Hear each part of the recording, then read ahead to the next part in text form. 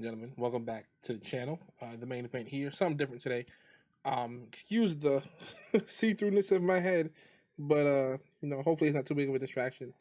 I want to go over with you guys. Actually, wasn't gonna do this for a while later, but seems like everyone's kind of into Series 10 now, so I figured, you know what, let's get it started. I want to go over 5 mons that I think got really big buffs with the Series 10 rule set.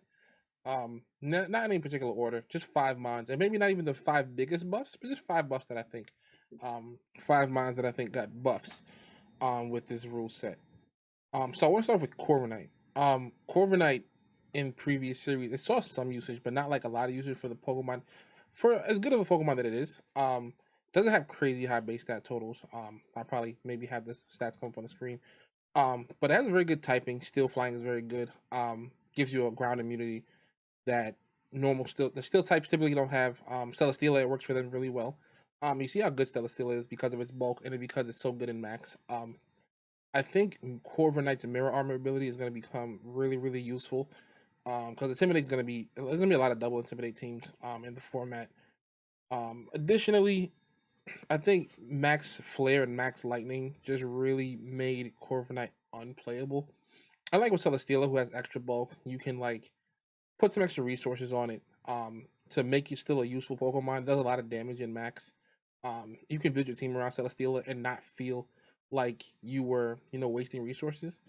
Corvo Knight now, you probably aren't going to build a team around it, but you can do some really good supportive stuff with it. Like I said, Mirror Arm is going to be really good. That steel typing, you can throw a vest on it, you can throw leftovers on there, use Roost.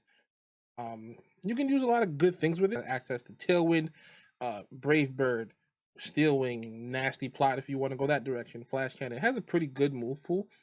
So I think it's something that we could see rise up in usage a lot. Especially next to stuff like now you don't have the dual fire wheels, but it might be next to your mons that you don't want to see get intimidated, such as like your Zacians of the world. With Max Quake no longer being an option, you may want to pair it with your ground type that you don't want to see get intimidated, like your Landorises, and your Garchomps, etc. So I think it'll be very, very good in that regard. Next up is Volcarona. Volcarona got a huge buff because Volcarona, obviously, this weakness is not completely mitigated, but like it's a lot easier to play around now. And that's the rock type weakness, where it's 4 times weak to rock. Volcarona, max rockfall would kill it every single time, no matter what. You could protect and you might still die. Max rockfall was a huge burden on Volcarona, but now the only rock type moves you're probably going to see are Rock Slide and maybe Stone Edge. Both of those moves are not completely accurate. And you can probably bulk up your Volcarona to survive those moves. Maybe not Stone Edge, but definitely Rock Slide. So it gives it way more viability. And then with the return of like Xerneas, which will be on this list, spoiler alert, it gives you a good redirector, and it gives you a redirector that can actually output damage. Good speed stat, 100, 125 or 35 special attack stat, which is really good. Then it gets Flame Body. Flame Body is like so annoying because everything that touches it can be burned. And Max Moves didn't have that drawback. Max Moves, if you were to hit it, none of those moves actually make contact. But now a lot of moves will be making contact into Volcarona. So you do risk a burn doing that stuff. So whether you try to fake it out, you can be burned. You try to, hit it with like Grassy Glide. Obviously you wouldn't do that, but just throwing out moves that make contact that normally wouldn't. So you do have to be careful playing around Volcarona now. Like I said, it's not just a redirector. It can hit you for super effective damage if you're running steel types to counter fairy types, etc. So I do think it has a really big upside this gen. This rule set, I should say. Next on the list is Xerneas. Xerneas had struggled a bit in Series 8. And mostly because Dynamax and like steel types are so prevalent in that format. Like Duskmane, Necrozma, Solgaleo, and where Xerneas usually would be able to get up a Geomancy and still plow through those Pokemon. What would end up happening is they would Dynamax double their HP, be able to eat a hit, and then Steel Spike in return for amazing damage to Xerneas. On the physical side, they would also be able to Max Quake the opponent, get a special defense boost. Then with the double HP plus the special defense boost, you weren't able to take it out with a single move, Blast or Dazzling Gleam. But now with no Dynamax, there's not much that can just take a +2 Moonblast from Xerneas. And if it does, it'll do a lot of damage anyway. So if you resist it, you're still probably one hit away from death. I can't think of anything off the top of my head that's a 3-hit KO, basically. And there's no max steel spike, so you're hitting it with like flash cannon, which will be super effective, yes, but it'll have the +2 special defense. You can hit it with Iron Head, but you might die before that gets a chance. Zacian's probably your best hope, but then like they're probably gonna pair it with like Incineroar and Volcarona, so you're not completely safe there. So Xerneas is gonna be really, really tough to deal with. If people wanted to, they could switch to the moveset. You're typically gonna see like Dazzling Gleam, Moonblast, Geomancy Protect.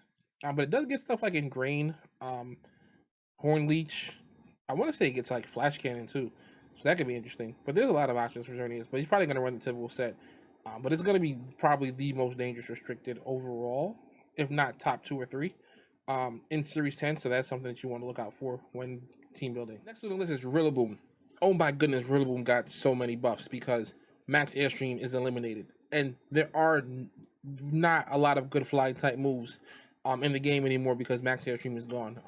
Flying types really got the shaft. Maybe I'll do a nerf video for that. But flying type really got the shaft. You can't max Airstream your Rillaboom anymore. Also, you can't change the terrain without manually changing terrain by switching something in. There's no more, max Fairy, max Lightning. None of those moves that change the terrain. So Rillaboom's terrain is a lot safer. So you get grassy terrain up, and it's there for the entire duration of its lifespan, unless the opponent has some terrain setter in the back that they can switch in. But if they don't, grassy terrain is there to stay, which means grassy glide is even better because you'll have priority with Rillaboom all the time. Every time you want to hit something first between Fake Out and grassy glide, Rillaboom will be going first.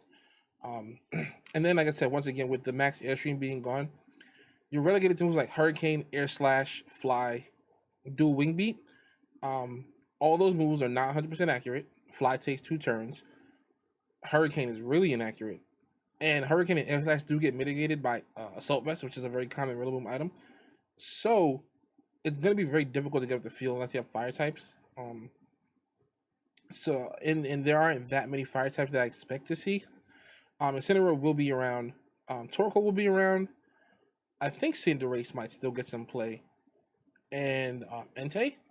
And then I guess Ho-Oh would be the ones. But there's counterplay to that, like there's Urshifu for water, which is a common partner. So Rillaboom saw a lot of increase in its viability. It was also always a really good Pokemon, but now it's like even better. Because it just gets so many tools. It gets Taunt, Knockoff, Fake Out, Grassy Glide, Wood Hammer, High Horsepower. It gets everything it needs.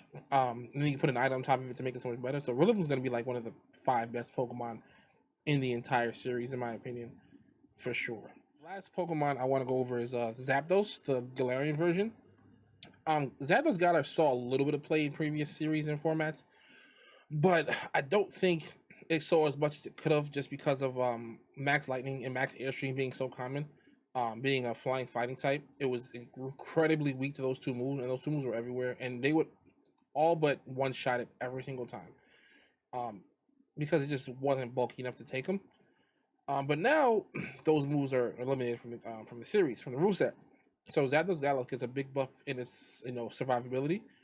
And additionally, you had to run close combat on it pretty much because you needed the power, because you needed to hit max mons. Now you don't have to run close combat. You can run a signature move. I think it's called Thunderous Kick, which like lowers the defense stat of the Pokemon too. So like even if you're hitting into something that resists you the first time, you lower the defense stat and you hit them again. And they're going down every single time. And then it's like it gets the Defiant, so you can't intimidate it down. You'll end up giving a +1, which is going to be huge because, like I said, Intimidate is going to be everywhere in this generation. So yeah, Zapdos got a huge buff. If you want to mitigate some of the electric weaknesses, you can. Assault Vest, you can give it a Wakan Berry. It doesn't really need a Life Orb. I think Life Orb was kind of its default item because if you were running Zapdos Galar, chances are you were maxing it. That and a weakness policy. But now I think with the no max rule set, it gives it a lot more versatility to run items like Wakan Berry, Assault Vest. You can run it Bandit if you want. It has a pretty good speed set. I think it's base 100. Yeah, it's base 100, so it's going to be one of the faster things in the format. So you can run it that way. And I'm sure there are going to be some genius players out there who run other moves as well. And then as a flying type, most flying types, like I said, getting the nerf. It gets Brave Bird, which is like gonna be the most dangerous flying type move available in the game. I think it gets Dual Wing Beat as well, but that one, like I said, does have the drawback of being able to miss. Um, but those like really strong stab Brave Birds is gonna make it like one of the premier flying types in the rule set. And then if you get intimidated and you do get that +1 up, there's not many things that are going to be able to take that +1 Brave Bird and survive. So I think those are 5 Pokemon you guys could consider using because they got really big buffs this gen. If you guys want, I could do 5 Pokemon that I think got nerfed because there's a few. I can do a video like that. Let me know how you like this one. Comment below how you felt about the video. What Pokemon do you think got the biggest buff or just the big buff overall? Let me know in the comments below. Thank you guys for showing up, and I'll see you guys in the next one.